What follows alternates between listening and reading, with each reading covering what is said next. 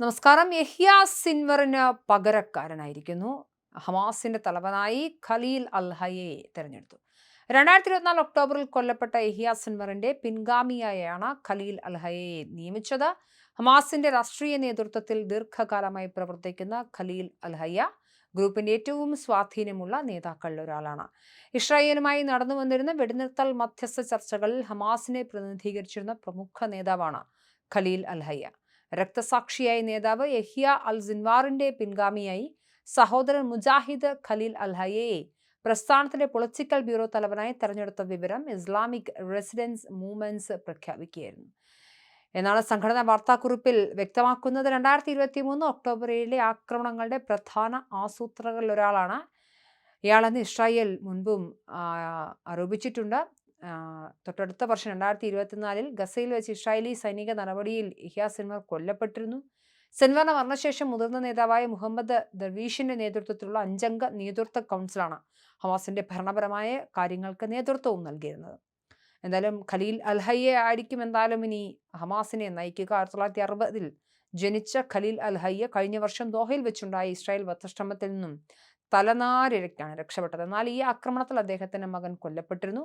മുൻ ഹമാസ് മേധാവിയും പ്രമുഖ നേതാവുമായ ഖാലിദ് മഷാലിനെ പരാജയപ്പെടുത്തി വൻ ഭൂരിപക്ഷത്തോടെയാണ് ഖലീൽ അൽ-ഹയ്യ പുതിയ പദവിയിലേക്ക് തെരഞ്ഞെടുക്കപ്പെട്ടതെന്ന് മുതിർന്ന ഹമാസ് ഭാരവാഹി വാർത്താ ഏജൻസിയായ AFPയോട് പ്രതികരിച്ചു.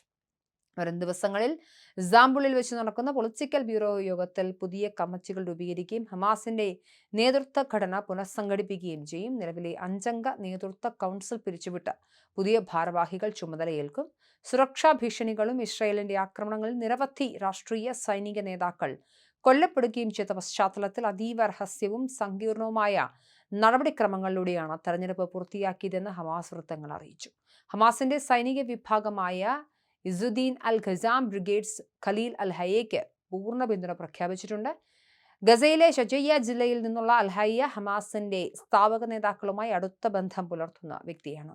ദീർഘകാലമായി ഹമാസിന്റെ രാഷ്ട്രീയ ബ്യൂറോയിൽ അംഗമായ ഹയ്യ ഗ്രൂപ്പിന്റെ നയരൂപീകരണത്തിൽ നിർണായക പങ്ക് വഹിച്ചിരുന്നു. ഹമാസിന്റെ ഉന്നത നേതൃനിരയിലെ പ്രധാനിയായ ഹയ്യ ഗസയിലെയും അന്താരാഷ്ട്ര തലത്തിലെയും ചർച്ചകളിൽ ഗ്രൂപ്പിനെ പ്രതിനിധീകരിക്കുന്ന മുഖ്യ ശബ്ദമാണിപ്പോൾ. ഇസ്രായേലുമായുള്ള തടവുകാർ, വെടിനിർത്തൽ ചർച്ചകൾ എന്നിവയിൽ ഹമാസിനെ പ്രതിനിധീകരിച്ച് നിരന്തരം മുൻനിരയിൽ അദ്ദേഹം ഉണ്ടായിരുന്നു. കഴിഞ്ഞ കുറേ വർഷങ്ങളായി ദോഹ കേന്ദ്രീകരിച്ചാണ് അൽ-ഹയ്യ പ്രവർത്തിച്ചിരുന്നത്. ഇസ്രായേലിന്റെ മോസ്റ്റ് വാണ്ടഡ് പട്ടികയിലുള്ള നേതാക്കളിൽ ഒരാളാണ് അൽ-ഹയ്യ. ഇസ്രായേലുമായുള്ള സംഘർഷങ്ങളിൽ പലതവണ ഇദ്ദേഹത്തിന്റെ വസതികളും ഓഫീസുകളും ഇസ്രായേലിന്റെ ആക്രമണത്തിന് വിധേയമായിട്ടുണ്ട്. 2007 നടന്ന ആക്രമണത്തിൽ അദ്ദേഹത്തിന്റെ കുടുംബത്തിലെ പല അംഗങ്ങളും കൊല്ലപ്പെട്ടിരുന്നു. യഹ്യ സിൻവറിന്റെ മരണത്തിനു ശേഷം ആഗോളതലത്തിൽ ഹമാസ് നേരിടുന്ന രാഷ്ട്രീയ പ്രതിസന്ധികൾക്കിടയിലാണ് അൽ-ഹയ്യയുടെ നിയമനം നടക്കുന്നത്. പുതിയ നേതൃത്വത്തിന് കീഴിൽ ഹമാസിന്റെ നയതന്ത്ര രാഷ്ട്രീയ നിലപാടുകളിൽ എന്തെങ്കിലും മാറ്റമുണ്ടാകുമെന്നാണ് അന്താരാഷ്ട്ര സമൂഹം ഉറ്റുനോക്കുന്നത്.